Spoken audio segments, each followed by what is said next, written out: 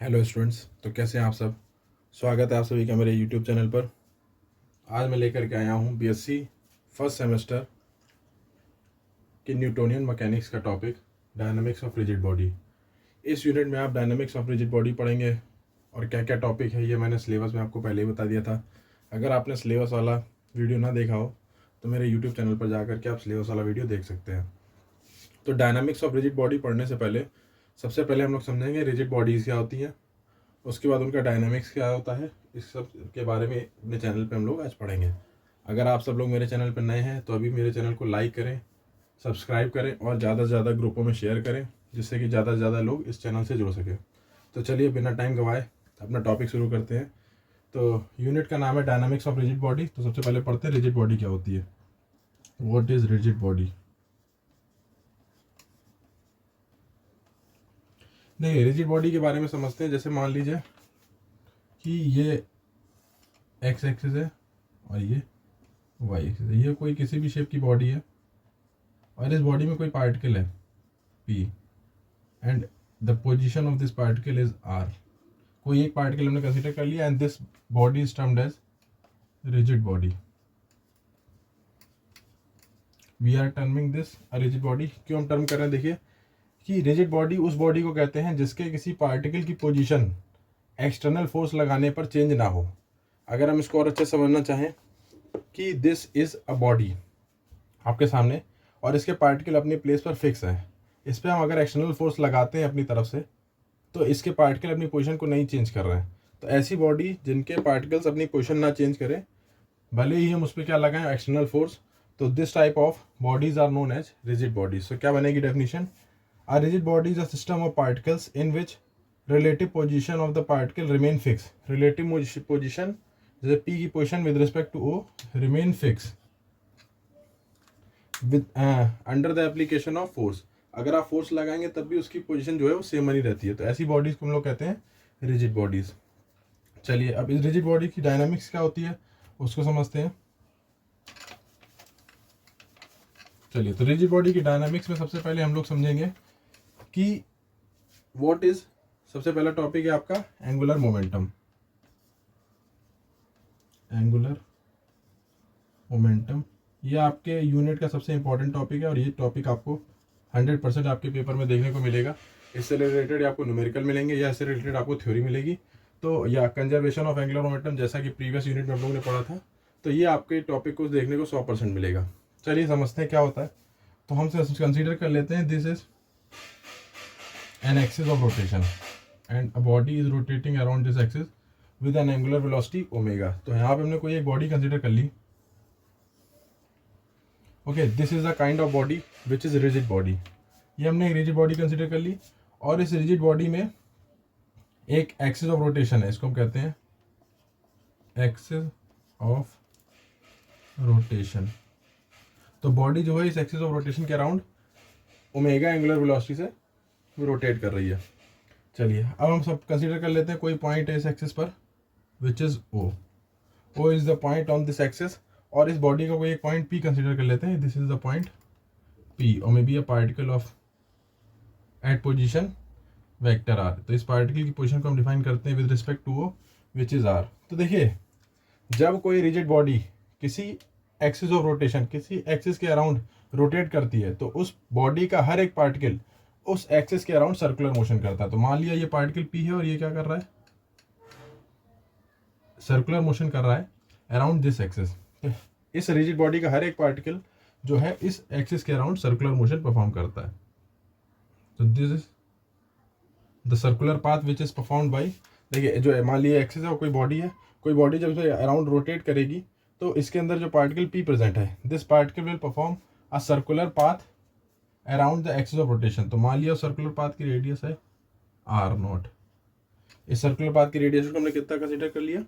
Are naught. अब देखिए आगे क्या होता है। इस एक्सिस को आप कोई भी एक्सिस कंसीडर कर सकते हैं, एक्स एक्सिस वाई एक्सिस जो भी आप चाहें। फिलहाल मैं इस एक्सिस को नाम दे देता हूँ ए बी। सो पूरा प्रोसेस क्या हुआ? So we consider there is an axis of rotation a b and there is a rigid body in which there is a particle P which is rotating, which is having the position r vector from any point O, and this particle is rotating in a circular path while the body is rotating with a constant angular velocity omega.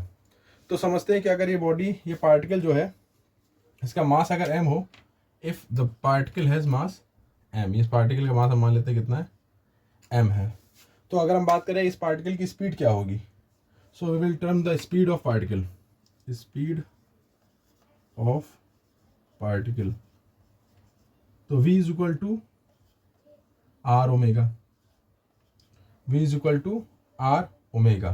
But यहाँ पे r क्या होगा, ये particle circular motion perform कर रहा है और circular motion के एक्सिस को, रेडियस को हमने कितना माना, r not, so this will B omega r not.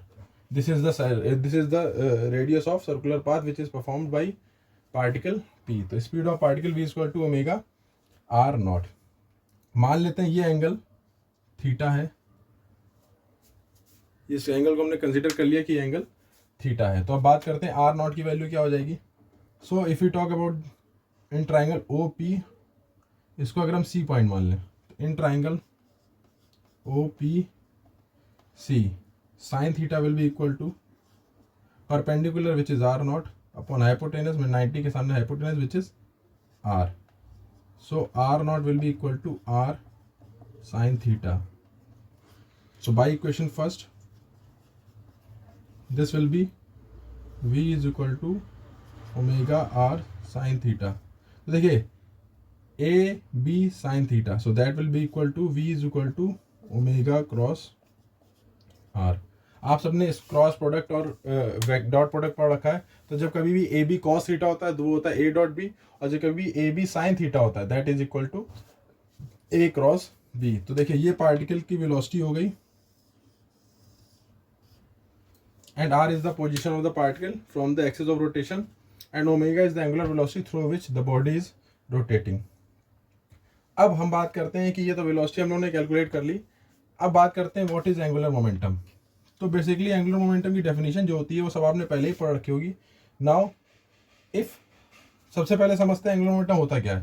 The angular momentum of a body, किसी भी बॉडी का या किसी भी पार्टिकल का, बॉडी के किसी पार्टिकल का angular momentum is basically the momentum of its linear momentum.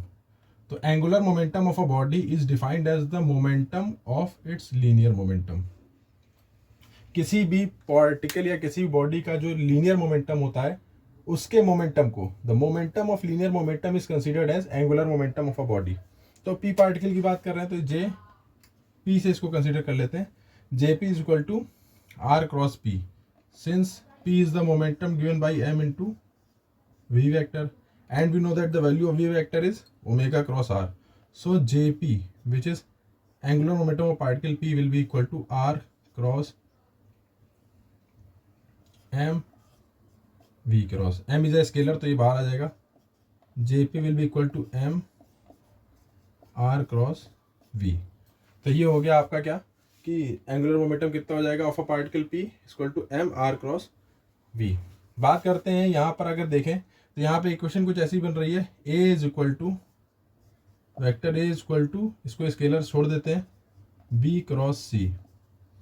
इस तरह की इक्वेशन बनने का मतलब होता है कि A B C and R all these are mutually perpendicular to each other. जैसा कि आप X axis Y axis Z axis के बारे में भी जानते हैं.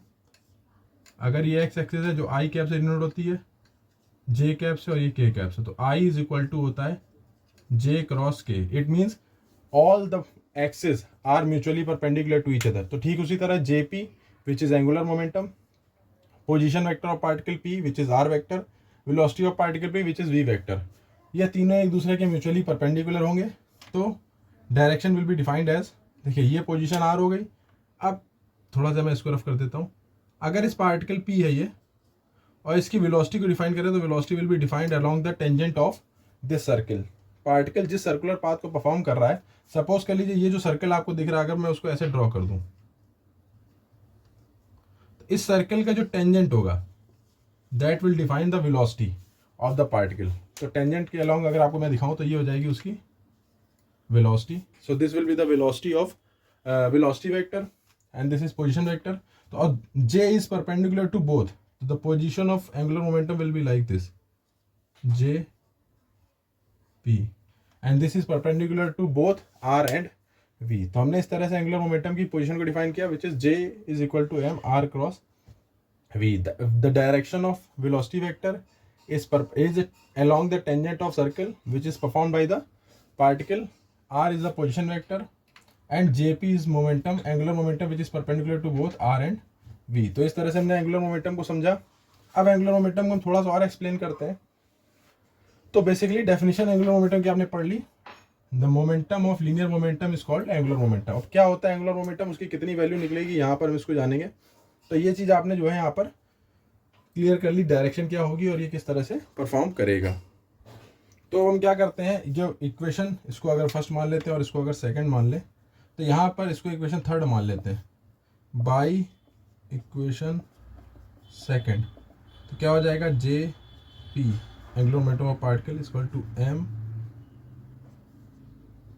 Are cross V vector will equal to omega cross R. देखिए वी वेक्टर जो यहाँ से निकला तो मैंने उसकी वैल्यू वहाँ पे रख दी। तो J P angular momentum of particle will be M R cross omega cross R. इस टॉपिक को आप यहाँ से नोट कर सकते हैं या जो है कि इसका स्क्रीनशॉट भी ले सकते हैं। मैं इसको यहाँ से रफ कर देता हूँ। अगर आपको किसी भी टॉपिक में किसी भी पॉइंट में डाउट है तो आप कमेंट करके इजीली उसको पूछ सकते हैं। मैं आपके हर क्वेश्चन के जवाब देने का पूरी कोशिश करूँगा और जवाब दूंगा मैं आपको। चलिए, तो यहाँ पर आपको दिख गया क्या, A cross B cross C. तो A cross B cross C is called triple cross product. तो इस ट्रिपल क्रॉस प्रोडक्ट को कैसे सॉल्व करते हैं, तो इसका मैंने आपको पहले फॉर्मूला अपने प्रीवियस लेक्चर में बताया भी था और आज भी आपको बता देता हूँ मैं कि A cross B cross C is equal to, जो फॉर्मूला होता है उसको देखते क्या होता है, A cross B cross C A dot C बाहर B vector minus A dot B बाहर सी वेक्टर। तो इस फॉर्मूले के बेस पर हम फॉर्मूले को सॉल्व करेंगे। तो देखिए फॉर्मूला हमारा बन जाएगा J P is equal to M A B C. तो ए सी, ए और सी का डॉट प्रोडक्ट आर डॉट और बी वेक्टर बाहर ए बी सी। तो ए डॉट सी बाहर B vector minus A dot B R dot omega और बाहर C vector which is R vector. तो इस तरह से हमने इसको सॉल्व किया एंगुलर मोमेंटम को। अब देखिए आर डॉट आर ये हो जाएगा R square. So J P will be equal to M R square omega vector minus R dot omega और बाहर है आर वेक्टर। अब आर डॉट ओमेगा क्या होगा, देखिए A dot B equal to, आप सबने पढ़ा हुआ ए डॉट बी होता है ए बी कॉस थीटा। तो यहाँ पे ये हो जाएगा R omega cos theta and which is R vector. तो ये हो गया जेपी। तो जेपी इज द पोजीशन, आप देख सकते हैं फिगर में भी, और उसकी वैल्यू मैंने निकाल दी आर क्रॉस ओमेगा। तो ये सारा डायरेक्शन जो है इस एक्सिस के रेडियल के वेक्टर के परपेंडिकुलर है। व्हाट इफ अगर हम चाहें कि angular momentum along the direction of axis of rotation, तो angular momentum along the direction of axis of rotation, angular momentum along the direction of axis of rotation, तो इसकी value कितनी हो जाएगी, इसको हम जे नॉट कंसीडर कर लेते हैं और जे नॉट की वैल्यू कितनी आ जाएगी। और अगर हम सारे पार्टिकल के लिए कंसीडर कर ले, जैसे ये मैंने एक पार्टिकल के लिए कंसीडर किया, तो इसके अंदर कई सारे पार्टिकल होंगे जिनके मासेस में अलग अलग होंगे। तो यहाँ पे अगर मैं इसको टोटल कंसीडर कर लूँ तो that will be equal to sigma M. Sigma stands for, sigma की वैल्यू ये होगी कि हर पार्टिकल के मासेस का सम हो जाएगा and this is along the axis of rotation. तो देखिए आर स्क्वायर रहेगा ओमेगा, तो ओमेगा की डायरेक्शन तो अलोंग एक्सिस ही है, so that will be equal to omega, क्योंकि ओमेगा की जो डायरेक्शन है वो उसी एक्सिस के अलोंग है, minus R omega cos theta. और देखिए आर वेक्टर, तो आर वेक्टर की डायरेक्शन इस तरफ है जो कि एक्सिस ऑफ रोटेशन के कितने एंगल पर है, थीटा एंगल पर। तो इसका जो रिजोल्यूशन होगा वेक्टर का, उसके हिसाब से इसका जो वेक्टर यूनिट डायरेक्शन आएगी इस तरफ हो जाएगी R cos theta. So that will be equal to R cos theta. तो देखिए इस वेक्टर का हमने along the axis of rotation, अगर जब इसका घटक निकाला जिसको कहते हैं, तो आर का घटक जो इसकी डायरेक्शन में आएगा that will be R cos theta. तो ये पूरा आपका सम अप हो जाएगा। इसको मैं अलग पेज पे कर देता हूँ। इसको आप स्क्रीनशॉट लेकर के नोट कर सकते हैं, कोई डाउट हो तो आप हमसे पूछ भी सकते हैं।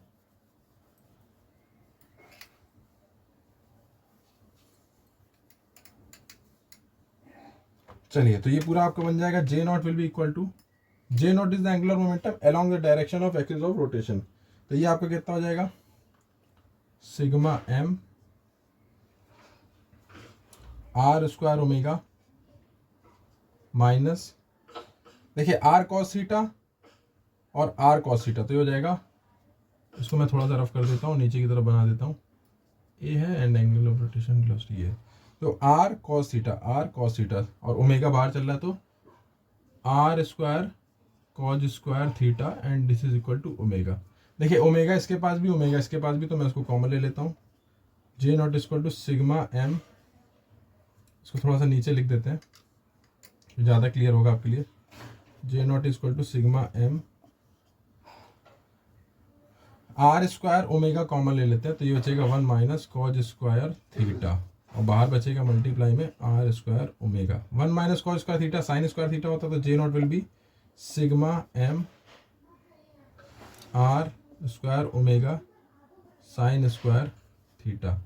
तो R square sine square theta जो हो जाएगा उसकी वैल्यू क्या होगी, हम यहाँ से देख सकते हैं। इसको हमने इक्वेशन 4th मान लेते हैं, अगर पिछली वाली 3rd रही होगी तो। देखिए यहाँ पर आपने निकाला sigma M R square omega sine square theta. तो देखिए अगर इस डायग्राम की बात करें ट्राइंगल ओ सी पी में, तो R sine theta will be equal to R sine theta along the radius that will be equal to r not. आप ट्राइंगल ओ सी पी में साइन थीटा की value निकालेंगे, that will be equal to R not upon R. तो R sine theta is equal to R not, so J not will be equal to sigma M omega और ये हो जाएगा R not का whole square. तो ये आपका बन जाएगा पूरा पूरा formula. J not is equal to, इसको मैं यहाँ करके यहाँ कर देता हूँ सॉल्व। तो सॉल्व करने पे जो इसकी वैल्यू आएगी वो वैल्यू इसकी पूरी पूरी आ जाएगी आपके सामने। आप इसका स्क्रीनशॉट ले सकते हैं इजीली, तो आप बाद में इसको नोट भी कर सकते हैं अपने पास। तो जे नॉट की जो वैल्यू आ जाएगी that value will be equal to, आप देख सकते हैं omega sigma M R not square. Sigma means यहाँ हमने पार्ट के लिए लिया था, लेकिन अब पूरे बॉडी को कंसीडर कर लेंगे तो हमको सिग्मा लगाना पड़ेगा। यहाँ पर जो टर्म आपको दिख रहा है सिग्मा एम नॉट स्क्वायर, ये पूरे बॉडी के लिए है। इस टर्म को हम लोग डिफाइन करते हैं as a moment of inertia, J equal to omega I. क्या है, कैसे है, तो आई को हम लोग कहते हैं moment of inertia, moment of inertia, और इसकी वैल्यू होती है I equal to sigma M R not के स्क्वायर, क्योंकि यहाँ पे हमने डिस्टेंस सर्कुलर पाथ की जो है रेडियस उसको आर नॉट माना है। तो J will I angular momentum will be equal to sigma M R not square. क्या होता है एंगुलर मोमेंट ऑफ इनर्शिया, इसके बारे में डिटेल में नेक्स्ट टॉपिक में पढ़ेंगे, पहले इसको समझ लेते हैं। तो this will be equal to J not equal to omega into I. अगर अलग अलग पार्टिकल की बात करेंगे तो I will be equal to, I को हम इस तरह से भी लिख सकते हैं, sigma M R not square को हम इस तरह से लिख सकते हैं, M one R one square M two R two square plus dot dot dash M N R N square. तो इस तरह से मोमेंट ऑफ इनर्शिया हो जाएगा। तो आपने क्या सीखा इस लेक्चर में, आपने सीखा कि कैसे हम एंगुलर मोमेंटम निकालते हैं। एंगुलर मोमेंटम का पूरा डेरिवेशन आपने इस लेक्चर में सीखा। किसी भी पॉइंट में आपको डाउट है या आपको क्लियर ना हो रहा हो तो आप हमसे जो है कमेंट बॉक्स में पूछ सकते हैं। तो ये टॉपिक आपका पूरा जो था वो था एंगुलर मोमेंटम का। तो इस एंगुलर मोमेंटम के टॉपिक को पूरा पढ़ने के बाद अब हम अपने अगले टॉपिक की तरफ चलेंगे, जो कि है टॉर्क। इसको आप पूरा नोट कर लीजिए, स्क्रीनशॉट भी आप आसानी से ले सकते हैं इसका।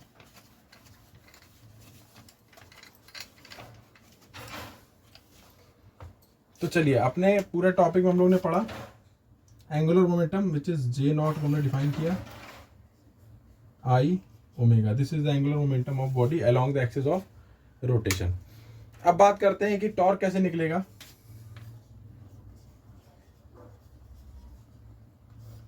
देखिए, टॉर्क को आप लोगों ने हाई स्कूल और इंटर में पढ़ा होगा। Torque is basically defined as the momentum of force. तो कैसे निकलेगा टॉर्क देखते हैं। बेसिकली टॉर्क को हम डिफाइन करते हैं tau is equal to R cross F. Torque is basically defined as R cross F. अब यहां से टॉर्क की वैल्यू कैसे निकली जाएगी, चलिए देखते हैं इसको अपने टॉपिक में। तो इस एंगुलर मोमेंटम का जो कि हम इसको अगर इक्वेशन फर्स्ट मान ले, इसका हम टी की रेस्पेक्ट में डिफरेंशिएट करते हैं। Differentiate equation first with respect to T, तो क्या हो जाएगा, and J angular momentum along the axis of rotation है, that will be equal to I D omega over D T. Moment of inertia constant है। Angular velocity, the rate of change of angular velocity is called angular acceleration denoted by alpha. तो D J not over D T is equal to I alpha. Inter में आप लोग topic पढ़ते थे और वहां पर बताया जाता था आई इंटू अल्फा का प्रोडक्ट जो होता है वो टॉर्क के बराबर होता है। तो कितना हो जाएगा, D J not over D T is equal to torque is equal to I into alpha. तो torque is divide by the rate of change of angular momentum around the axis of rotation is torque. अब इस torque को टॉ not लिख देते हैं क्योंकि along the axis of rotation है, तो इसकी वैल्यू हो जाएगी D J over D T. अब यहीं से आपका बनता है कंजर्वेशन ऑफ एंगुलर मोमेंटम। क्या होता है, if tau naught is equal to 0 mean to say no external torque is acting on the body, it means dj naught over dt is equal to 0 gives dj naught is equal to 0 on integrating, so j naught is equal to constant, so j naught is angular momentum। तो conservation of angular momentum कैसे define होता है, if no external torque is acting on the body then its total angular momentum remain conserved. This is the conservation of angular momentum. ये मैंने आपको पहले भी इसके बारे में समझा चुका हूँ, पूरी तरह से पढ़ा चुका हूँ। तो चलिए आज के टॉपिक में आपने क्या क्या सीखा। सबसे पहले अपने आज के टॉपिक में पढ़ा what are the rigid bodies. Rigid body को पढ़ने के बाद हमने एंगुलर मोमेंटम को डिटेल्ड एक्सप्लेनेशन किया कि एंगुलर मोमेंटम की वैल्यू क्या होगी अबाउट अ पॉइंट। फिर हमने पढ़ा एंगुलर मोमेंटम की वैल्यू क्या होगी along the axis of rotation, उसकी वैल्यू आई आई ओमेगा। उसके बाद हमने पढ़ा टॉर्क क्या होता है। तो torque basically R cross F होता है। हमें निकालने के लिए हमने क्या करा, J not equal to I omega differentiate कर दिया, तो I D omega over D T. ये जो D omega over D T है, the rate of change of angular velocity is called angular acceleration, और उसको अल्फा से डिनोट करते हैं। I into alpha is equal to torque के बराबर होता है। ये आप लोग 12th क्लास में पहले से ही ऑलरेडी पढ़ चुके हैं, 11th 12th में। तो यहाँ पर tau not is equal to D J not over D T. अब what is conservation of angular momentum, यहाँ पे पूछा जा सकता है। तो if tau not means to say external torque is not acting on a body then its total angular momentum remain conserve. तो आज के लेक्चर में इतना ही रखते हैं। बाकी आप लोग को मेरा लेक्चर पसंद आया हो तो वीडियो को लाइक करें, सब्सक्राइब करें मेरे चैनल को, और ज़्यादा से ज़्यादा ग्रुपों में इसको शेयर करें जिससे कि और भी लोग इस free of cost BSc lectures का फ़ायदा उठा सकें। तो चलिए मिलते हैं अपने नेक्स्ट लेक्चर में, तब तक के लिए जय हिंद।